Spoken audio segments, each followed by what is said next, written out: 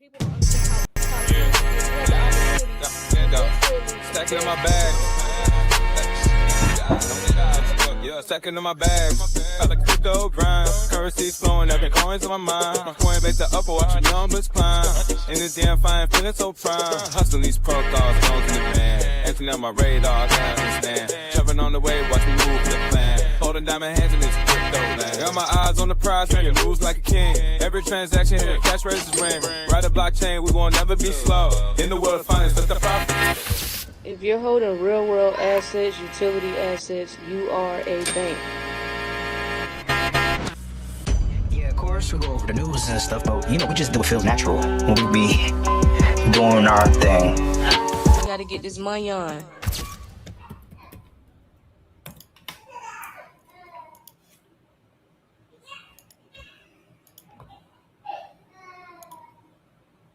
I wanted them to hear Rico laughing for a second. What up, y'all? What's good? What's good, everybody? Everybody need to be excited as a Rico because XRP hit 235. So I was like, oh, Shout out to Cheney. She was right on the mark too. Hey, I told y'all Cheney legit, gang.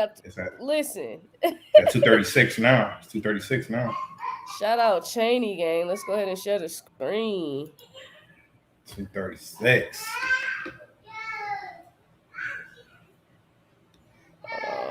It's loading up. My internet lagging. Y'all bear with me. There we go. The over. They said right there on the right, it says XRP is quietly rebuilding momentum. Quietly too. And doing it very, because you pointed out something before we got on that was, that just made sense to me when you just said that. We couldn't find no articles on XRP about it, the price going up to 235. No one published an article. That's not normal. They normally would publish an article. Exactly. I'm like, okay, it was good. we went from $1.85 to 235. Come on, fam. Yeah. It's up crazy. You up over 30%. Somebody in the comments said it's a secret. Man, so it's at 235 on Coin Market Cap, y'all. I don't know what you said it's at. Where is it 236? What did you see 236? Oh, I saw it on Google. Okay, because Coin Market Cap be a little delayed sometimes. I will say that. Let me actually pull up CoinGecko as well. Now it's back to 235 on Google. So, okay. Must have hit it. It must have hit it briefly. Yes. But it went over 235. Yeah, 235. Okay. So it's up 15%. On the monthly chart, on the 24-hour chart, XRP is up 12%, 12.7% to be exact. So okay, y'all, we're gonna keep an eye on the price throughout the live. Y'all let us know in the comments. You know what I'm saying? We start hitting 237, 238. Y'all let us know because it look like we, look like we going. What did Cheney text me earlier? On the week, it's up 30% though. It's up like 30%. 30%. Oh yeah, I'm not shocked at all. So let's see. It was at 235. So if it gets above and hold for some time, it might run to 270, y'all. So that's the next target, the next price target for XRP, according to Cheney. Cheney called this 235. So the next price target she has is 270. I don't know if Cheney in the comments, but the next price target 270. So let's see if it can hold it and if it can run to 270. So that's gonna be interesting. That's gonna be interesting. So in the meantime, while we keeping an eye on the chart, we'll go ahead and dive right into these articles. So we got Goldman Sachs says crypto rules will promote institutional adoption. I'm gonna just go ahead and start off with that article. We got a couple articles to go over. So y'all might as well get comfortable. We got a couple articles to go over. Let's start off with this Goldman Sachs. Give me 1 second. All right. So Goldman Sachs. D, you can see the screen? Yes, ma'am. Oh, okay. Just making sure. All right. So Goldman Sachs So Goldman Sachs is, y'all know, that's one of the largest global investment banks. It's publicly stating that improved crypto regulations will encourage more institutional adoption of digital assets. Now, we've been saying that for some time now. I wanted to share this article because it's from Goldman Sachs. Because it's been over the weekend. I don't know if you follow me on X, do you see I was cussing people out all weekend? No, people in the comments, it was certain people in my comment section saying that the Clarity Act won't have any effect on crypto prices, but institutions seem to think otherwise. So I just wanted to throw this in y'all dumbass face that even Goldman Sachs is letting y'all know publicly that improved crypto regulations will encourage more institutional adoption of digital assets. So the bank sees regulatory clarity as a key driver enabling financial firms and institutional investors to enter and expand within the crypto ecosystem. Goldman highlights the importance of clear rules and use cases beyond mere trading to make crypto a more attractive option for institutions. So this comes amid a broader environment where legislation and policy discussions around digital assets, including U.S. market structure bills, are gaining momentum. And then we have regulatory clarity reduces perceived risk. So which we all know that. So institutional investors like asset managers, pension funds, hedge funds, and banks typically require legal certainty. Okay. Oh, XRP has that. Oversight frameworks, Mm-hmm. compliance paths that align with existing financial rules. So Goldman's message reinforces that uncertainty, not technology, has been the main barrier to institutional entry. So nothing's wrong with XRP, nothing's wrong with XLM, nothing's wrong with Chainlink, XDCs, nothing wrong with the assets. Just because they haven't moved the price does not mean something's wrong with the technology. Nothing's wrong with the technology. They know it works. They want to use it and let y'all know publicly that they're using it. But they can't do that until we have regulatory clarity. So for those idiots in my comment section on X over the weekend that truly believe the XRP, not XRP, crypto prices on these utility assets will not move when we finally have regulatory clarity, I'm just here to tell you on camera that you're a fucking idiot. You're dumb as hell. I don't even know why y'all are so desensitized that y'all believe dumb shit now. That's why I want this shit to hurry up, because the shit taking so long that y'all are overthinking that y'all sound stupid. Like y'all sound very idiotic because this shit is taking so long. Y'all are bored. Y'all ain't got shit to do, and y'all be sounding crazy now just because this shit taking so long, and y'all are so desensitized to the shit that y'all don't have any like clear understanding anymore. It's like it's all the common sense is like fading away from your brain. I don't know. It's like deteriorating. I don't know what it is. So I feel like we needed to go over this article. It was right on time to show y'all that the institutions literally just want regulatory clarity. Literally. Well, that's telling. That's telling. Being that Goldman Sachs was one of the ones almost 5 years ago now that had all this paperwork on crypto and NFTs and all this shit like that. So but like you said, we need structure. We need structure. We have the infrastructure. The infrastructure is ready, but we need structure on that paperwork, fam. That's it. Exactly. So institutions still see crypto beyond pure trading. Institutions don't like surprises, they like frameworks. So regulation gives them predictability, which is key for big money flows. So Goldman Sachs analysts note that upcoming regulatory frameworks, they already speaking it into existence. They're already speaking in a way that, upcoming, because it's coming, upcoming regulatory frameworks and clear rules could support use cases beyond speculative trading, including tokenization, stablecoins, DeFi protocols, custody and settlement services. Okay. So this tells us institutions aren't just waiting to trade. They're looking for integration into broader finance infrastructure. So this isn't just about trading. It's about real use cases that fit into institutional workflows. So when a big bank like Goldman Sachs highlights regulation as a catalyst, it reflects a shift from retail-driven narratives to institution-driven infrastructure thinking. That's why I don't know how God's green earth y'all could come in my. This is how I know y'all don't keep up with the news and y'all ain't read shit past 2018. And then be like a lot of times, like not all of the people that's been in crypto since 2018, but a lot of the stubborn people that either just has a stubborn personality, that hasn't read anything past 2018 think they know every damn thing. And they don't realize how behind they are on information, and then they out here putting this energy out here that, oh, regulatory clarity is not going to make the price jump. What?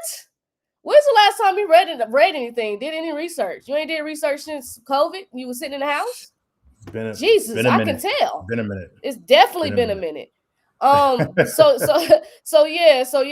institution driven infrastructure, institutional players control huge capital pools, and their willingness to adopt crypto signals maturation of the asset class.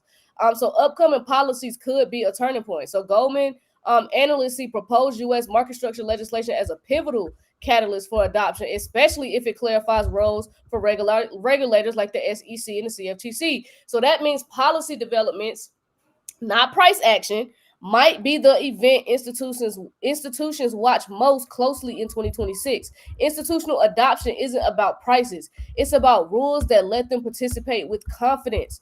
So expansion of use cases may follow regulation. So as institutions feel more comfortable, capital flow may respond to ETF growth, which is Bitcoin and Ether. Well, that's an example. Tokenization of real world assets, stablecoin settlement, DeFi infrastructure adoption. So these areas could see significant growth once regulatory uncertainty, proceeds. That's why I keep telling y'all to get in DeFi as well, because when all this shit pop off, it's all popping off. You know what I'm saying? They're not gonna give people time to be like, oh, okay, we're gonna wait until y'all educate yourself on DeFi now that it's safe, so that you can make a lot of money. It doesn't fucking work like that. No, hell no, it don't work like that. Hell no. Shout out to it doesn't work like that. Shout out to Regal Rose with the super chat. Appreciate you. Hell no, it don't work like that. You know what I'm saying? Like, they never are gonna tell you how to get rich. They are never gonna hold your hand and be like, hey guys, I got rich, so can you. They're never gonna do no shit like that. They're never gonna do that. They're not about to regulate this shit and then give you time to learn DeFi. The fuck? The only people that are like, be like, okay, this is how you can, acquire wealth for yourself, is people like Robert Kiyosaki, that's been telling people to buy like gold and silver and shit like that.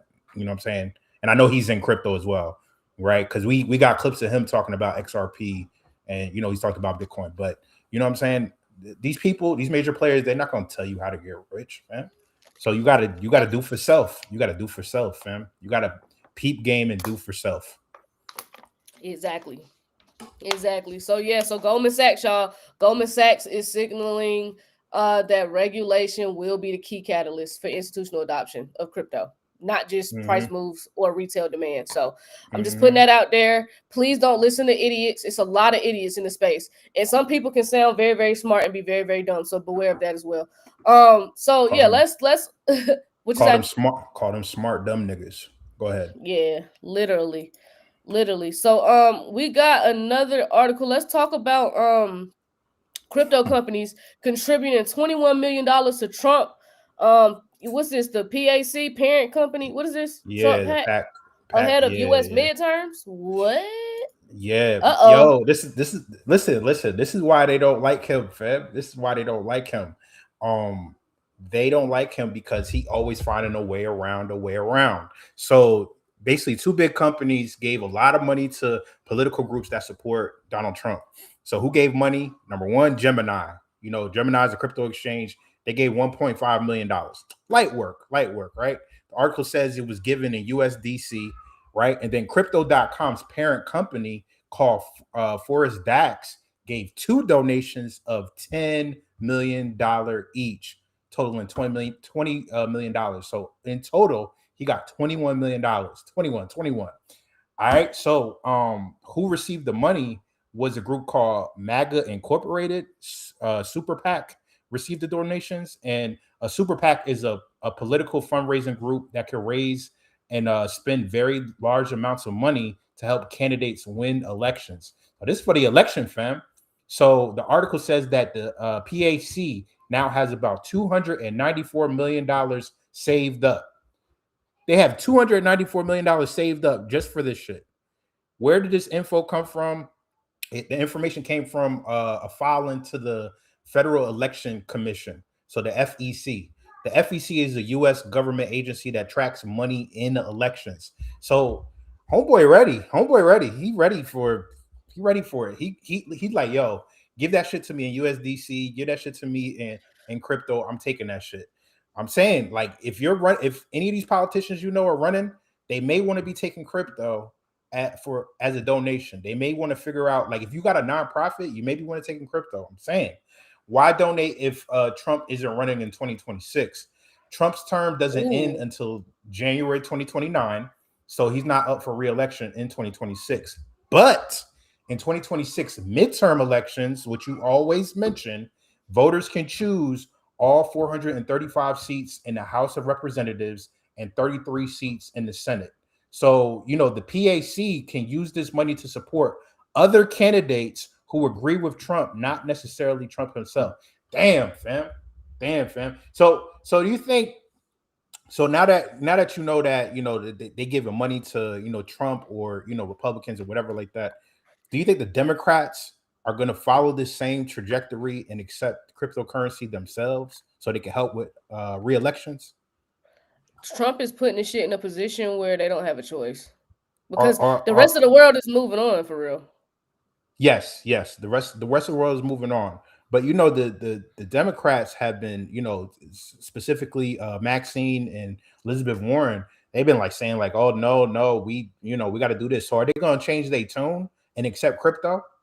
Everything gonna be all good if it's a Democratic president. They'll get on board. They just don't like Trump. They don't want Trump to. They see what Trump's doing. They know what Trump's trying to do. We all know what Trump's trying to do. This is not about politics to a certain degree. This is about his last name. This is about him being in the same ranks as the Waltons and the Rothschilds and the rest of the families. And that's what this is about. This is about. This is like beyond generational wealth. He's on some like my last name wealthy forever type shit. Like until this system goes to something else, and hopefully when they figure that out, they'll have the money to invest in the next big thing in 100, 200 years or whatever. So that's what this is about. So yeah. Right. Yeah. Shout out to the Herbal Remedy at Ash you called 235 earlier. Shout out to Cheney. Yeah, shout out to Cheney. Yeah. But yeah, you heard it here first. So other donations mentioned, $1 million from an executive at Shift4, which is a parent company, and more than $4 million from JP Morgan Chase. Oh wow! Shit. Oh, he gave a lot of how much? How much did JP Morgan Chase? Million. That's still a drop in the bucket for them, but still, he made that. He made that in 10 minutes. Exactly. JP Morgan Chase, $4 million. Oh, damn. So why this matters? Because it suggests that crypto companies want lawmakers who will pass pro crypto laws or regulations that help crypto, the crypto industry as a whole. And then it mentions a couple of races and people related to crypto. So John Deaton, described as an XRP legal advocate running for a Senate seat in Massachusetts. And then Senator your girl Senator what's her name? Cynthia Lummis, known for being pro crypto, says she won't return in 2026, so her seat will be open. And then the history repeating part is this is comparable to 2024 when crypto money was also being used to influence elections.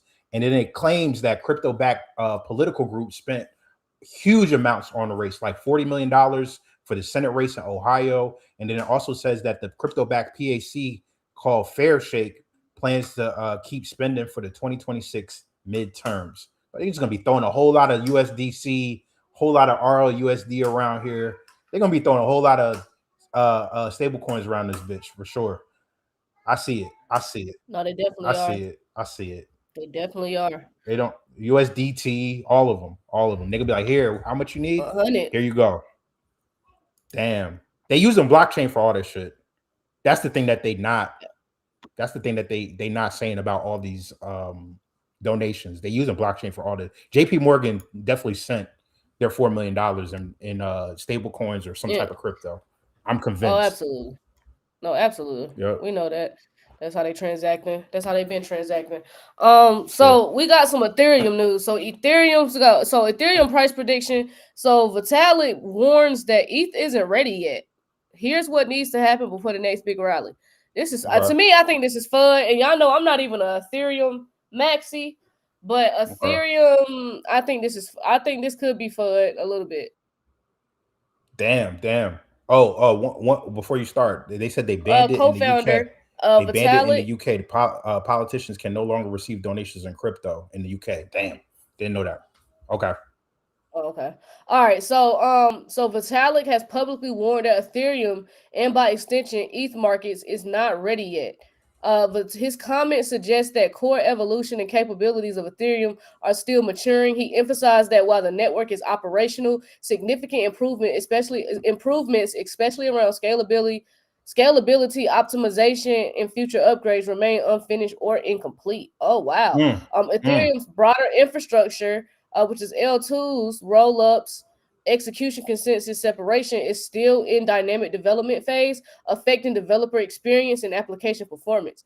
Price forecast based on fundamentals should therefore account for ongoing development cycles rather than assuming the chain is a settled product. So the tone of the original reporting is cautious. Don't confuse long-term potential with short-term readiness. So Vitalik's caution is about maturity, not failure. So he's not saying Ethereum is broken. He's indicating that the ecosystem is still in an active evolution phase. Now, y'all have had how many extra years to get this shit done? Man, plenty. What the hell is they doing over there at Ethereum? That's the part I'm not getting. Y'all have had the same way we have had time to accumulate. Y'all have had time to build these blockchains and build these layers where we should not be. This should not be in the article right now unless you're bullshitting. Unless this is some bullshit, because this is crazy. But he's indicating that the ecosystem is still in an active evolution phase. So the foundational tech continues to improve, but some architectural shifts are yet to be realized. So he isn't panicking. He's simply stressing that Ethereum, like any complex system, isn't finished. It's still in engineering development. So price models depend on tech realities. When people create price predictions for ETH, they often assume completed scalability, universal dApp support, low cost, minimal congestion, and solid L2 integration. But if key upgrades or architectural components are still in flux, price assumptions grounded solely in current utility risk being off the mark. So if the technology isn't fully ready, then price expectations tied solely to usage without accounting for ongoing upgrades may be premature. So Ethereum's roadmap still drives narrative. So Vitalik's perspective highlights that Ethereum's price and adoption story is tied to its roadmap execution, and not just current transaction activity or total value locked. Core improvements like modular chain strategies, roll-up aggregation, and sharded data availability are still central to Ethereum structural evolution. People often talk about Ethereum price as if it's a product, but it's a platform in progress, and its evaluation should reflect that progress. So this isn't a doom article; it's a structural signal. The tech evolution and market expectations must align. So the market sometimes prices ETH based on narratives around DeFi activity, NFTs, token issuance, to usage. But architectural readiness, completion of scaling upgrades, and long-term optimization still matters deeply for institutional comfort, real-world adoption, and developer confidence. So Ethereum's future value isn't just about current usage; it's about how fully the platform fulfills its architectural promise. And network maturity influences developer decisions. So developers building on Ethereum today must navigate gas cost dynamics, roll-up dependencies, upgrade timelines, modular chain fragmentation. So Vitalik's comments remind us that developers may delay strategic shifts until architectural clarity arrives, which in turn affects long-term organic growth. So when the core builder says we're not done, it matters to the ecosystem, not just sentiment. So if Ethereum is still structurally in progress, then price forecasts need to consider tech timelines, narrative strength. Narrative strength isn't the same as execution certainty. Assumptions about mainstream adoption must factor in infrastructure completion. So price isn't just demand; it's confidence in the underlying structure. I think they're flooding people out. They're trying to make it seem like, no, this price isn't going up anytime soon. because we're not done as far as our infrastructure goes. We're not done yet. Nah, and that's bullshit. And this article with hey, some people are stupid enough to fall for. Well, they're not stupid. They're just not as informed. I'm trying to stop calling people stupid, but some people I'm gonna still call stupid. But some people are not as informed, so some people are gonna fall for that. I think that that's a pump fake, and that's their way of like, yeah, price ain't going up no time soon. Maybe, you know what I'm saying, could be giving that type of signal. Like, yeah, y'all don't got to worry about this price. We're not going to $5,000-$10,000 soon because you know we're still building. We're not done building yet. It's not complete. Anything can happen. Anything can happen. They could be like, well, this is what we're gonna do.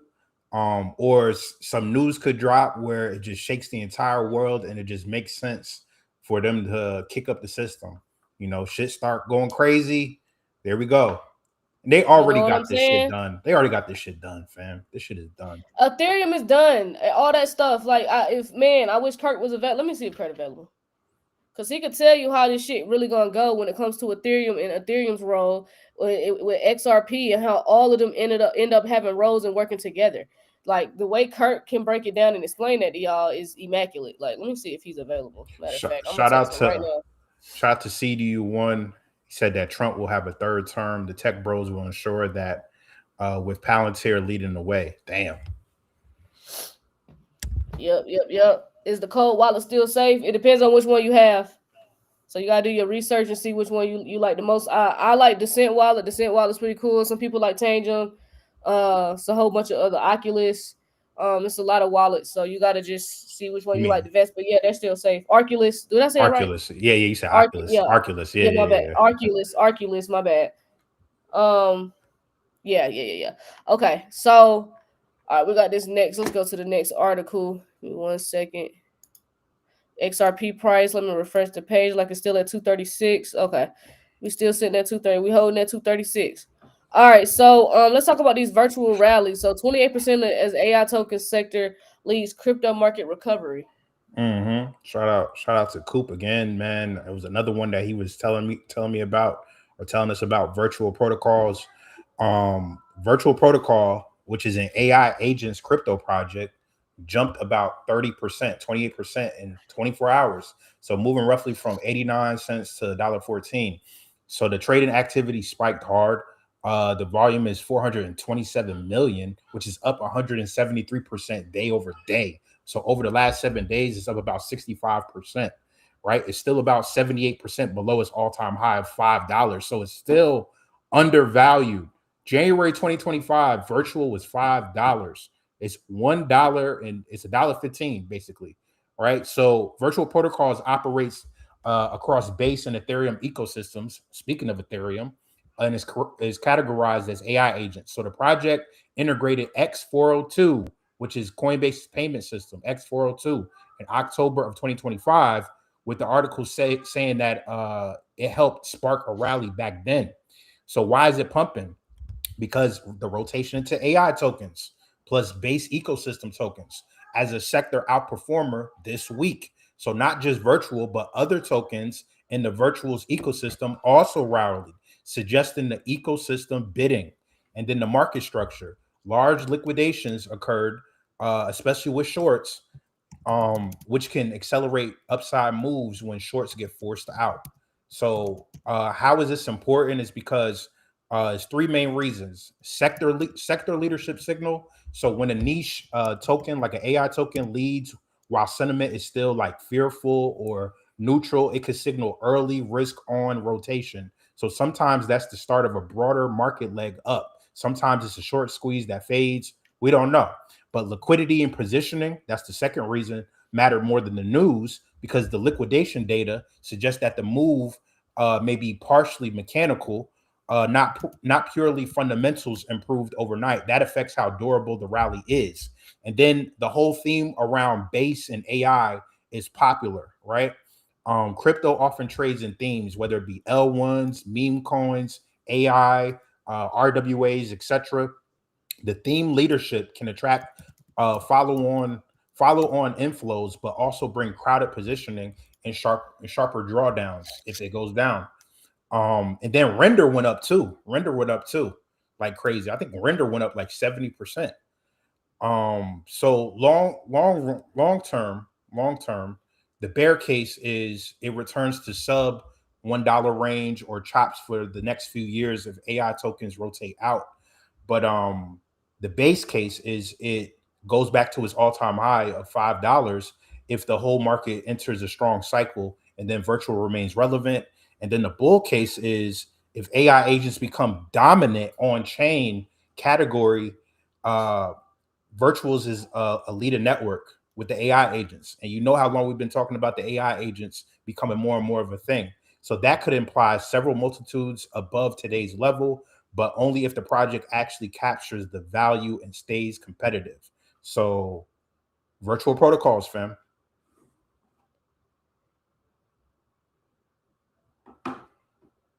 My bad, I realized I was on mute. Okay. Oh Virtual. yeah. So that's the Yeah. one Coop. That's the one Coop called out, right? Huh? Yeah. He been talking about virtuals for a minute. He been talking about virtuals for a minute for sure. Well, that thing definitely pumped. Yeah. XCN did 70% too. Yeah. Shit Oh, running. XCN up crazy too. Shit was Okay. running. She was running. Shout out to Okay. Render as well. Damn. Yeah. Okay. All right. So I got what you was about to say about render? No. I was just gonna say Render is up like 70% on the week, 70 something percent on the week. Okay. All right, bet. So we got Washington's new crypto bill with with strip states of power legally bans oversight that catches front end manipulation. So the digital asset well actually I'm gonna skip that part. We already know what that is. So let's see. So the DeFi carve out. So the bill would say that simply operating decentralized infrastructure like nodes, wallets, liquidity pools, front ends doesn't automatically make one a regulated intermediary. A node to decentralized a nod to decentralized finance architecture. So federally preemptive structure. So it would treat digital commodities as a kind of covered security under federal law, meaning state agencies can't impose conflicting rules that choke national markets. However, many critical questions are still unresolved, and they're likely to be fought over during the January markup session.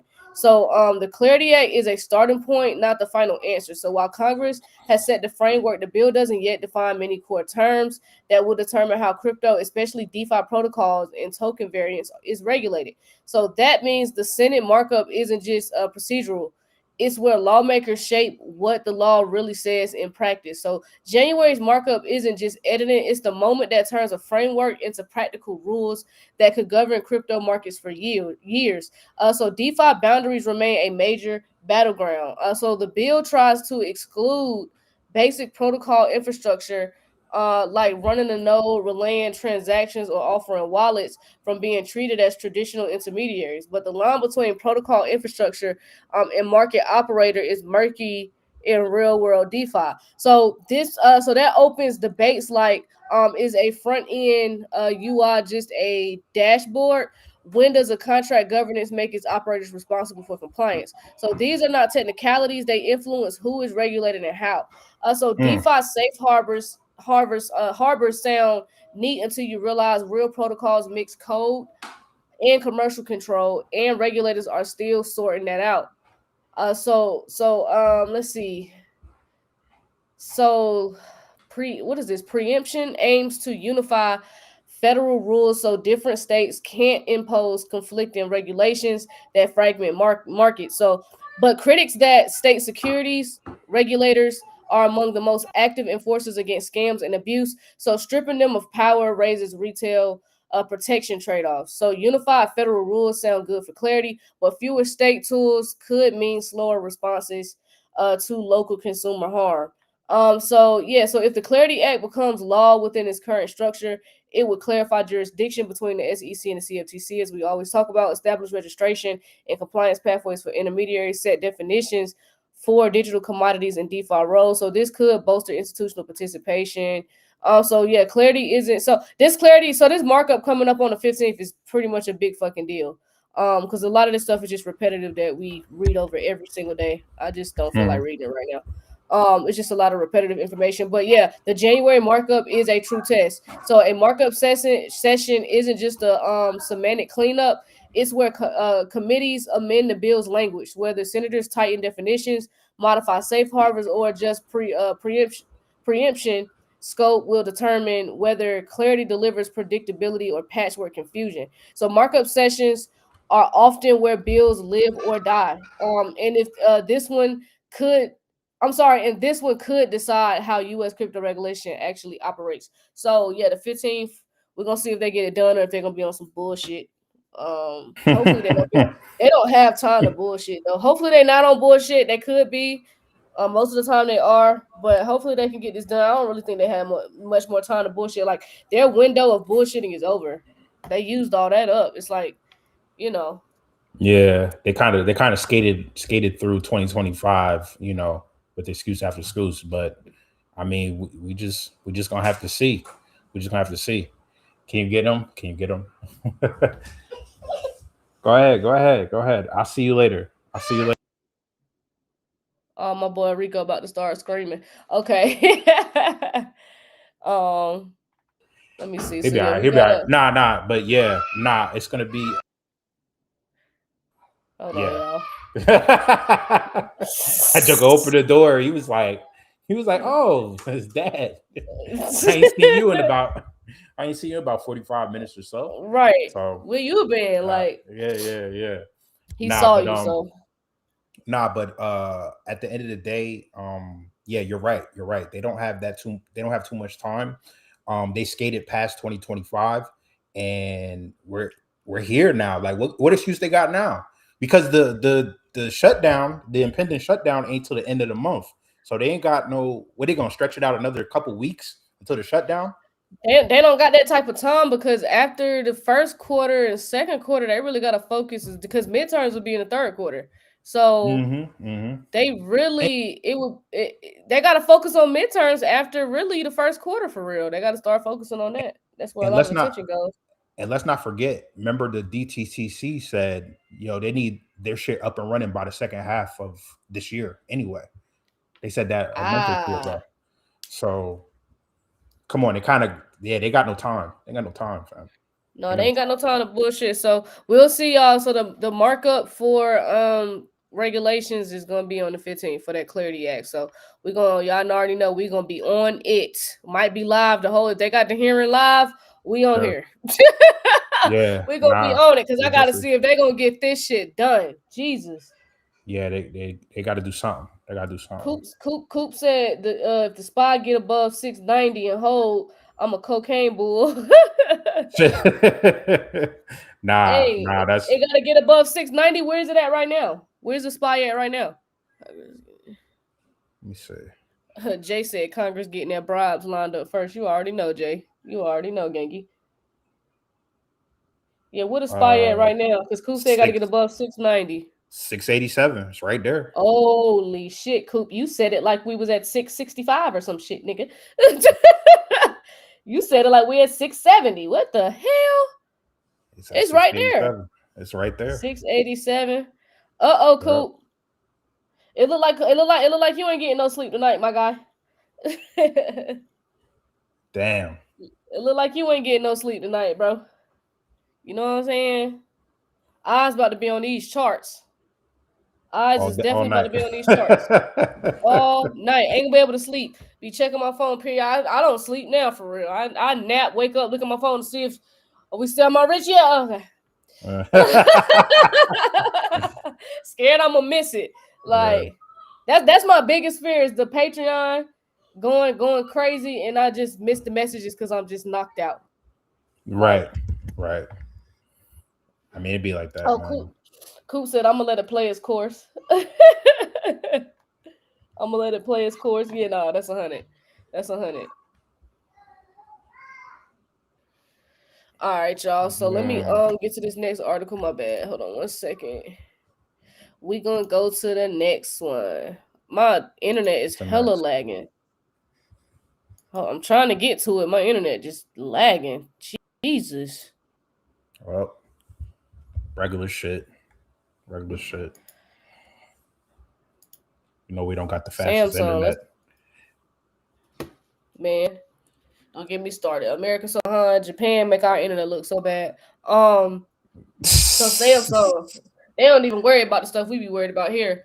So let's talk about Samsung, because Samsung, I thought this was interesting that they're aiming to double its number of AI powered devices. So pretty much what I'm getting is they finna go full blown AI, because that's just what it is now. Okay. But yeah, Okay. we can talk about it. Here we go. What they All right, saying? so Samsung Electronics publicly announced that it intends to double the number of devices with built-in AI capabilities over the coming year. So the company is integrating AI technologies into more of its consumer products, not just phones, but also TVs, appliances, and other connected devices. So AI at the edge. So AI functions are moving on device rather than relying solely on cloud processing. So you have hardware plus AI synergy. So Samsung believes embedding AI directly into devices increases speed, personalization, and utility for users. The plan positions Samsung to compete more directly with other major tech firms that are pushing AI-enabled devices, like Apple and Google. So this expansion is part of a broader shift where AI features, not just apps or software, are becoming standard in everyday technology. So yeah, AI is becoming a hardware norm, not a feature flag. This is where Samsung probably finally beats Apple. I Mm. think people are. I think more and more people are gonna finally break down and get, because you gotta think about it. If we talked about earlier how people are searching on AI now before they search on a Google engine, then that means people are relying on AI now. So if Samsung is like making phones that is gonna be just AI, then it's only gonna make sense to get that phone unless Apple gonna compete. But it's not gonna make sense soon to even have it. See how you see what I'm saying? See how at a point in time it didn't make sense to not have an iPhone. Now it's about to be. It's not gonna make sense to have. It's to not have a Samsung. It's not gonna make sense. Yeah. You have to have. You're Yeah. gonna have to have a Samsung. And I know some of Yeah. y'all iPhone lovers don't want to hear that, but unless Apple gonna step up and compete, y'all know damn well they've been releasing the same phone for the last God knows how long. You know what I'm saying? Like it's over with. It's over with. Um, Yeah. Yeah. They've been it's I skating think too, for real. yeah, they definitely been skating. So unless Apple coming out with the whatever phone they coming out this year, if that shit don't flip a fold, it's over with. He said Apple users won't come to Samsung because they don't like good phones. Stupid. Oh shit. No. Oh So shit. no, Apple people just don't like change. They can't let them blue bubbles go. So I Nah, don't mind. nah. I'm actually been looking at the Z Flip and the Fold. So yeah, if Apple don't have a flip phone coming out this year with that's AI, you know what I'm saying, for the hardware, it's AI hardware, and it flip or Yeah. something, do something spectacular, it's over with. It's over with. But Yeah. yeah, so AI used to be something you added on. Now companies like Samsung are building AI into the device itself, making intelligence a baseline feature, and not an optional upgrade. So the shift changes consumer expectations because devices can anticipate user needs rather than simply react. AI functions can operate without constant internet access, and personalization becomes a core part of device value. Cause yeah, that's gonna be massive. Yeah, I might Mm. be switching. I Mm. might be switching, gang. I might be switching. Yeah, Apple, y'all better respond. Apple, y'all better respond. So I don't Edge know how they AI respond. How do they respond to that though? by doing the same goddamn thing. So just copy at this point, copy paste, nigga. So Edge AI reduces latency and privacy concerns. So having AI run directly on devices rather than always in the cloud means faster responses, less dependency on connectivity, and more privacy controls because data can stay on a device. So this is a key pivot from past approaches where AI relied heavily on server-side processing. So edge AI means less weight and less data sent to the Mm-hmm. cloud and more smart features that feel native to the device. Oh man, it's gonna be lovely. That's gonna be Mm-hmm. lovely. So Mm-hmm. broader tech adoption indicates mainstreaming of AI. So Samsung's push shows AI is moving beyond tech enthusiasts or early adopters into everyday life, where people use intelligent features on refrigerators, TVs, phones, and home appliances. So this aligns with the idea that AI is no longer a novelty. A novelty.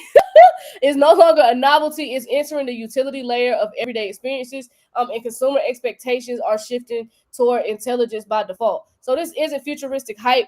It's positioning AI as the baseline experience, not an add-on. They about to shit on Apple, boy. They about to boy. It's over with. Damn. It's You over just with. said, I'm glad I got the upgrade anytime because I did go get the 17, but I got upgrade anytime at AT&T. So yeah. yeah. I'm out of there fast. I could go upgrade right now if I wanted to. Out of there, done. Over Nah, that's with. crazy. That's crazy. Because you also mentioned the edge AI computing, which is good. You know, they got low latency. That's good for Internet of Things, you know, the computers talking to other computers. That's good for bandwidth. Damn, fam. Yeah, Damn. and it keeps going. So it says AI at the edge influences how people pay and transact. So this was something that stuck out to me in the article. That's why we're going over it. As devices become smarter, this is from Samsung, not me. As devices become smarter, shopping suggestions may come proactively. So your phone gonna be gang. Payment prompts might appear contextually. AI can assist payments before users even think of them. So this has implications for wallet adoptions, payments UX, and commerce conversion paths. So smart devices could soon nudge purchases or financial actions before the user even opens a wallet app. Gang, Damn. it's over. Apple's done ski. If Apple doesn't respond in the next 30 days, it's over with. I'm just gonna assume it's over with. I'm gonna assume y'all gave up on the phones. I'm gonna assume it. I am. I'm gonna assume y'all gave up because So this y'all is tapped crazy. out. Y'all tapped out. Yeah. So let me see what else. So yeah, users are already starting daily tasks with AI. Yeah, so now their devices will amplify that behavior rather than just supporting it via apps. And then the competitive landscape is evolving. So Samsung's announcement also signals how major tech players view the future. Because Apple, of course, integrated AI into iOS devices, Google builds AI into Android Plus services, and Samsung now aims to embed AI across its product line. So this means every major platform is racing to make AI the default interface, not just an optional feature. So when every device maker is fighting over AI, it means user behavior and monetization will follow the smartest, simplest workflows. Now, don't get me wrong, the AI on the iPhone is not bad. It's smooth so far, but it could definitely be better. It's definitely behind. Yeah. Just from my little experience with it. So, yeah. Nah, that's Let's crazy though. see. That's crazy. Yeah. Nah, So that's yeah, crazy, Samsung, man. That's Samsung, crazy. Samsung making a Listen, move, thingy. I'm saying something to death. The only thing I don't like about Samsung is the phones get hot. Them phones get Yeah, they hot. gotta correct that. They They definitely gotta gotta get correct that. phones They get gotta get that hot. under control. Um, Yeah. Let me see. Did we have another article? I we know I did had. about Experian. About Experian. We sure did. Let me pull that up. Experian, one of the big three There we credit go. bureaus. Experian. Experience. Let's talk about it. So Experian. So what they doing? What they doing? Y'all know Experian is low key a tech company because they got all this fucking data and shit. So what happened is Experian added commercial business data into its Experian Ascend platform. So this is the data that gives lenders a more detailed view of how business is borrowed and repaid, money. So the coverage is focused on just the UK for now. So Experian says that adding this in-depth and granular information about borrowing and repayment history for over 8 million UK businesses. Okay. So why Experian says this matters is because the lenders are facing more competition and more product variety. So they need better data and tools to make faster lending decisions, to automate the processes, to retain customers, and to spot new opportunities. Right. There's also a big claim that in 2024, Experian data supported at least 2/3 of the UK SMB borrowing per the release of payments websites. And then who used it and tested it was Metro Bank and other financial services. They joined commercial pilot data pilots through the Ascend before it even launched. So the bank's already been using this. Institutions already been using Wow. this. So why this is important is because it could change who gets approved for loans and how fast they can get approved. So if the lenders can see better business repayment history all in one place, They can approve some businesses faster. They could deny riskier applicants sooner, and they could price loans more accurately. So that means, the interest rates and, limits and such.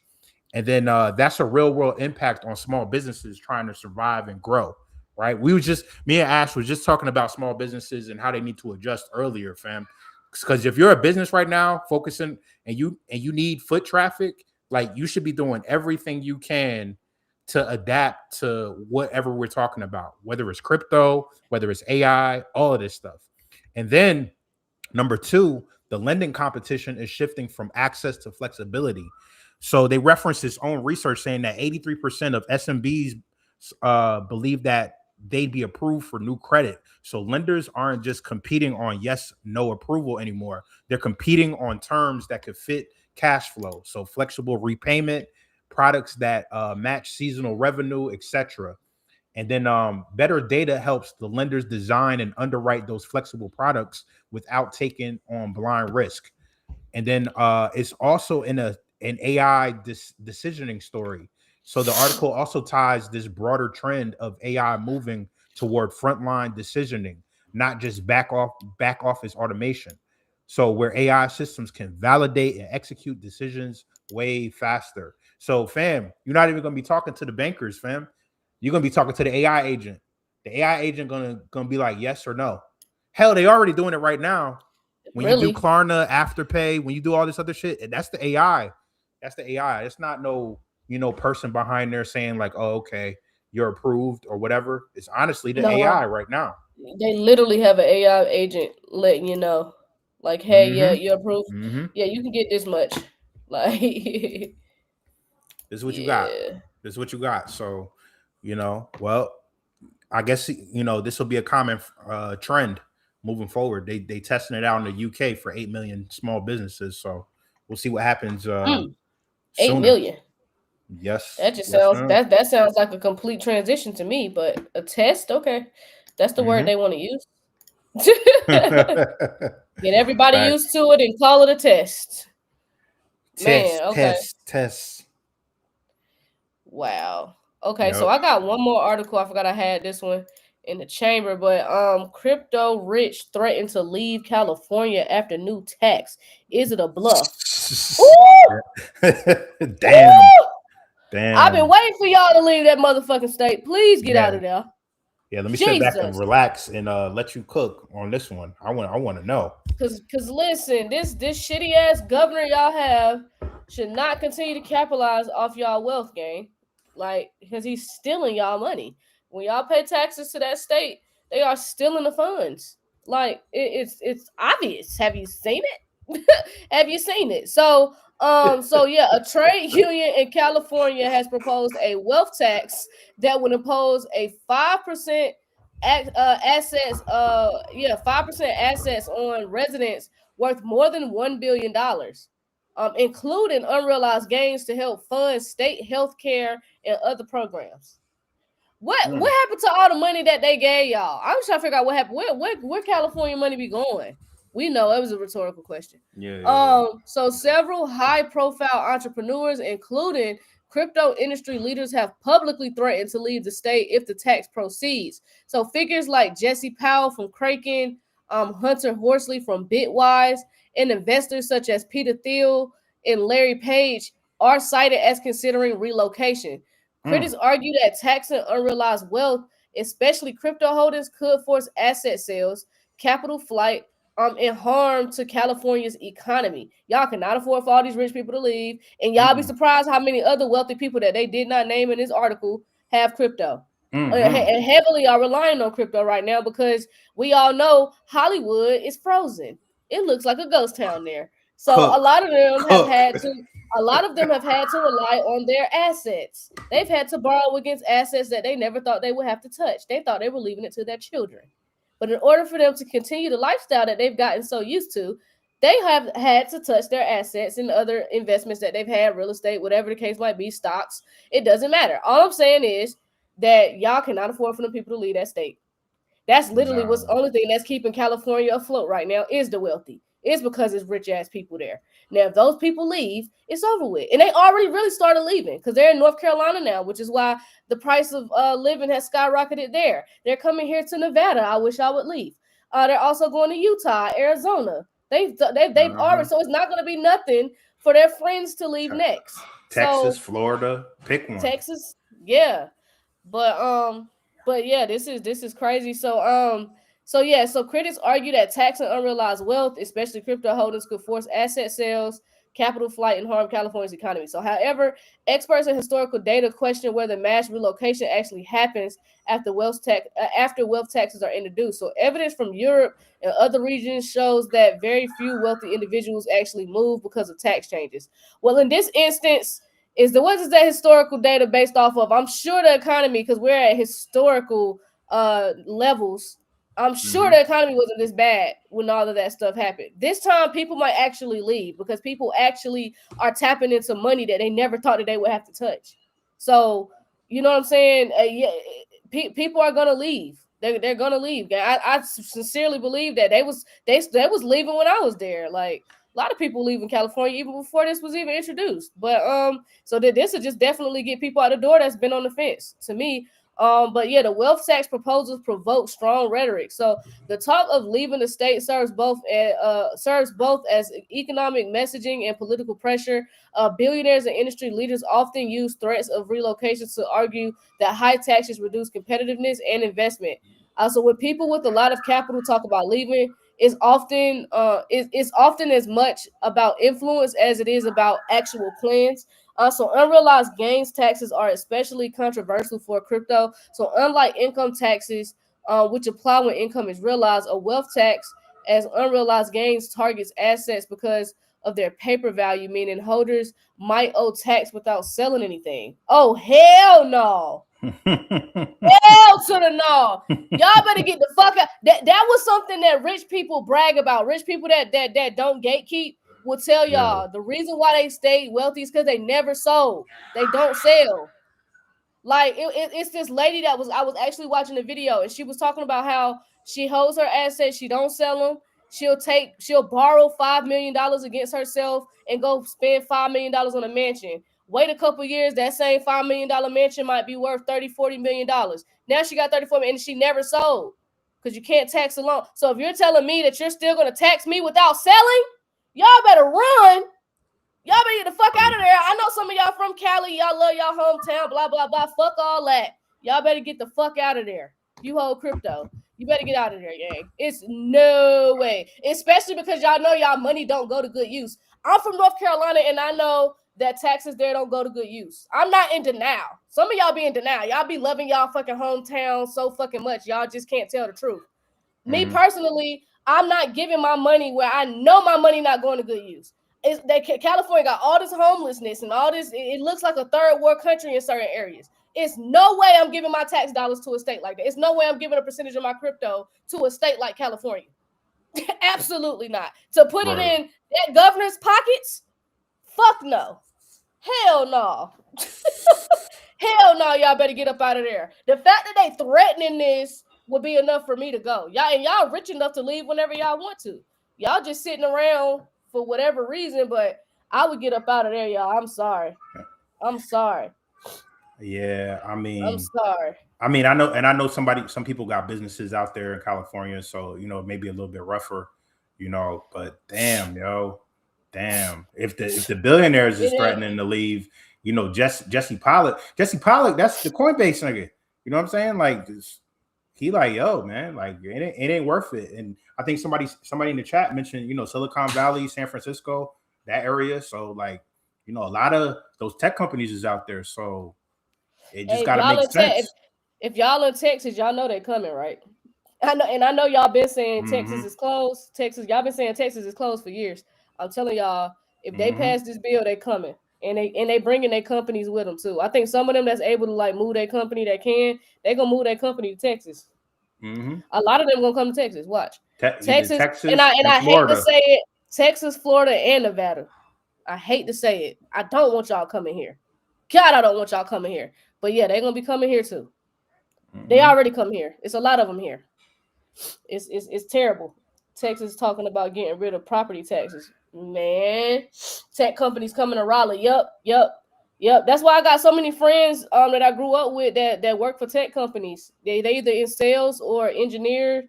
They work for like Microsoft, Apple, Google, Cisco.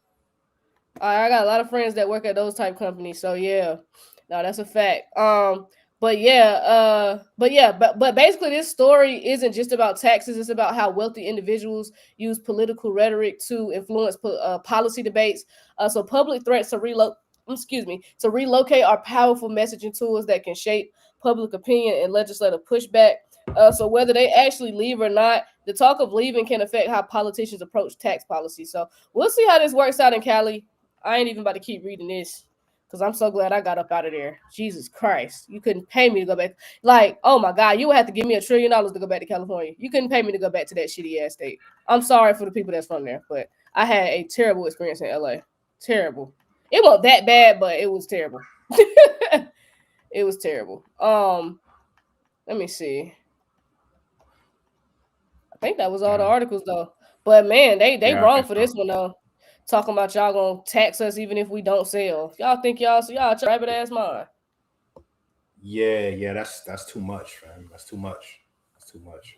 I don't know what's going on my camera. They said something. It won't come back on, but whatever. Oh, was it dead? Might have battery might have went out. Yeah, I don't know. Maybe. Nah, it was fully charged. It's weird. I gotta look into it. Yeah, Jay, you're right. Jay said Nevada gonna need those companies to set up shop if they don't if that tourism don't pick up. That's a fact. Tourism is definitely down. Definitely down. I think they made some of their money back over New Year's though, because New Year's here is lit. Oh, word. New Year's here. Oh yeah.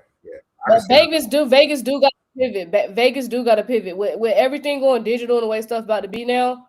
Vegas do got to pivot, and they better pivot hard, because it's gonna be rough here, truthfully, if they don't get it together. But that's why they added sports teams and shit, because they know that. That's why they started. That's why they added an NFL team. So yeah, you know what I'm saying. I'm in Vegas. For now. For now, they have to protect the investor.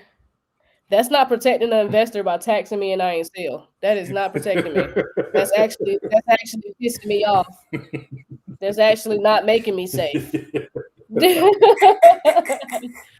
That's actually making me a danger to society, because now I'm going to be pissed off.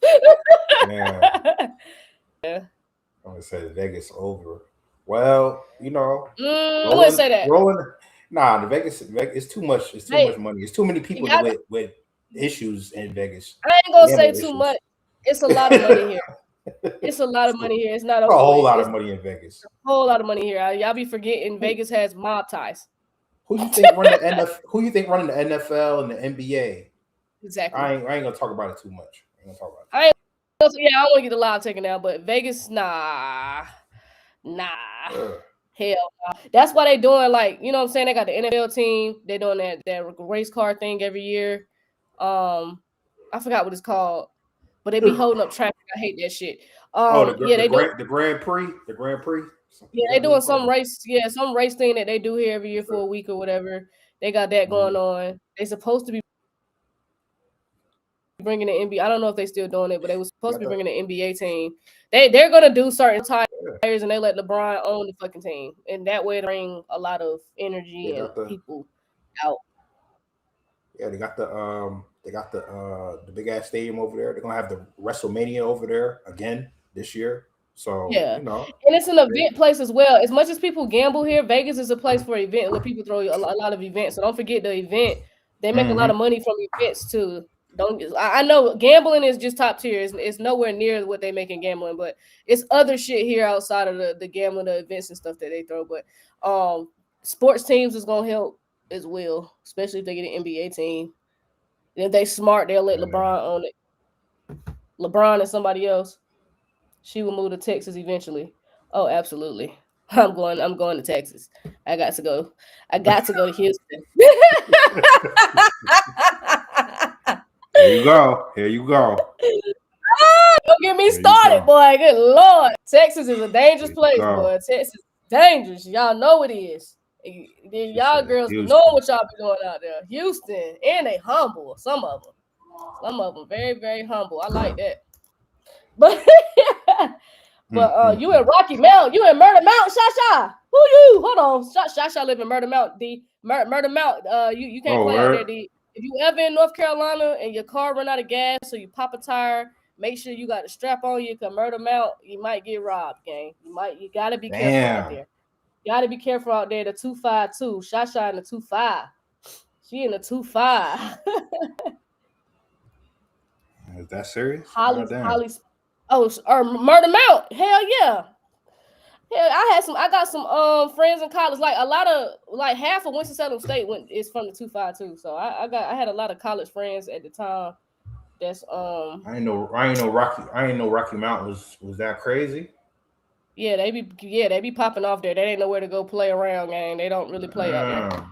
Cause that's a major like when you on 95, that's like a major inflection point, like when you're on the road and shit like that. It's like, all right, that's where the road veer off. Like you go to Rocky Mountain or you want to continue and shit.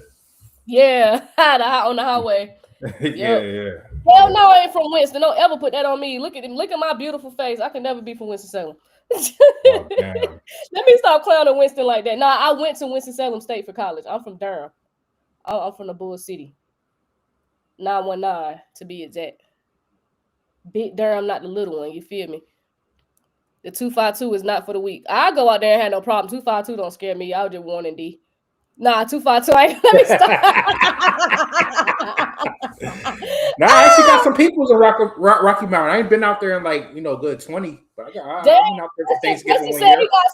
D. Preston said he got some people in Rocky Mountain too. Y'all might be some kin. Y'all might be cousins. You and Preston might be cousins. D, y'all might be cousins.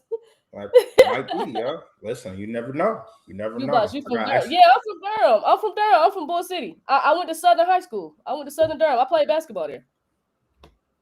I'm from Southern. I went to Southern. I shouldn't have went to Southern, but I went to Southern.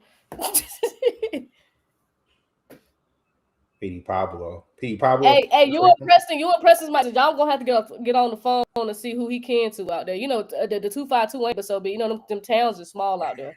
Rocky Mount small, Tarboro small, Enfield small. They all it's small ass towns. Y'all might be related, dead ass. Y'all might be related. Y'all might be some long distance cousins, gang. Maya said start throwing out last names. That's all you gotta do. That's what my grandma did. What's your daddy last name? What's your mama maiden name? Yeah. That's all the news we had though, y'all. That's all the news we had. We ain't had nothing else though. That was all the news we had for right now. We're gonna keep an eye on this XRP price. This XRP price is at let's check it before we get off. I think it was 234 last I saw. 234 right now. So we're gonna keep an eye on it. Remember, the next target is $2.70. The next target is $2.70. So we'll see. We'll see where it's at tomorrow by the time we hop back on here to go live. If it hit 270 tonight, I might have to get up and come on here and wild out. Just because I feel like we ain't been happy so long. I just want everybody to be happy. I just want to spread some joy. Yeah, I just want to spread some joy. And it's like, it's okay, guys. We can be happy we recovered. We were sitting at $1.85, $1.90. You know what I'm saying? If we can be happy that we're going to continue to recover and go up from here. And let's be positive. Let's get off of that frequency of being desensitized. I can't even say it. But y'all know what the fuck I'm trying to say. Let's get off that frequency. It's a very dangerous frequency. People is crashing out. I had some very wild, disrespectful, just nasty mentions. That's how I know y'all motherfuckers done bet the house on this shit. Done put the mortgage, you know what I'm saying? Put your house on them, pull the second mortgage out or something. Because some of y'all is way too angry. Yeah. So y'all, other than yeah, man, that's why I be telling y'all, go find a hobby, go to the gym. You know what I'm saying? Go get some air. Take a break from crypto. Take a day or two off. Because you know what I'm saying? When you start coming at me and you don't even know me, you just know you just know me from BlockNation, and you coming at me like I did it. you got a problem. You got a serious problem. But yeah, y'all make sure y'all join that Flare Network Masterclass. That Flare Network Masterclass is going to be on January 11th at 6 p.m. That class is going to be epic. It's a very, very important class. It's just as important as the balancing and rebalancing class that we did not too long ago. Shout out to Cecil because he's thorough. He's gonna be doing this class. But yeah, y'all want to make sure y'all join that Flare Network Masterclass because even people that don't truly believe in DeFi, not that they don't believe in it, but people that just don't want to touch DeFi until it's regulated are even saying Flare is legit. Like you even got those people just saying, okay, this one might be one worth looking into and getting into right now.